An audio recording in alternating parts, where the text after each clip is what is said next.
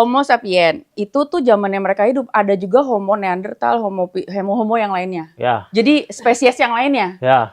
Tapi yang survive ternyata Homo sapien. Iya. Karena satu kelebihan mereka adalah mereka itu hidup komunal. Iya. Jadi bersuku gitu, 150 orang, 200 orang dalam sebuah keluarga besar. Nah, kenapa mereka bisa ngumpul jadi satu grup itu? Karena ternyata mereka punya kebiasaan kalau malam-malam api unggun tuh mereka makan bareng-bareng, mereka cerita-cerita, mereka denger cerita dari si nenek yang paling dituakan, dia kasih cerita ke anak-anak cucu-cucunya, dan dari situlah terjadi bonding orang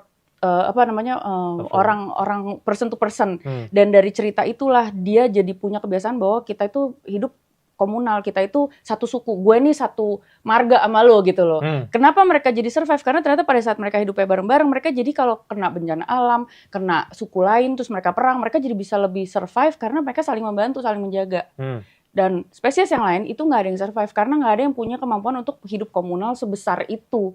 Karena mereka nggak punya hubungan human antar human yang bonding gitu sebanyak apa yang bisa dilakukan sama Homo sapien. Jadi teori gue adalah bahwa manusia itu sebenarnya punya bisa survive di dunia ini karena memang diciptakan secara komunal. Lo harus hidup secara sosial. Lo nggak bisa hidup sendirian doang hanya dengan benda yang bisa memberikan lo informasi.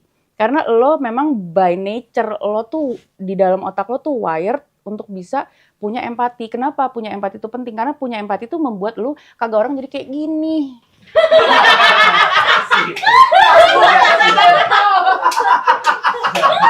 Empati kecil atau minim gitu. Mungkin lu udah mulai merasakan apa yang gue rasakan nggak? Gue tau lu kesepian banget soalnya dalam hidup lu. It's okay. It's okay, Kun. It's okay. You can let it out. It's okay. I love you.